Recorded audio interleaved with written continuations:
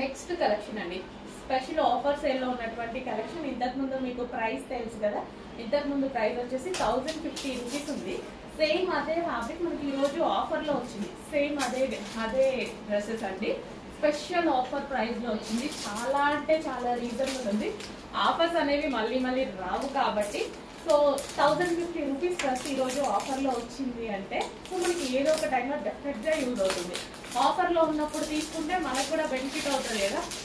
So complete 3 piece set.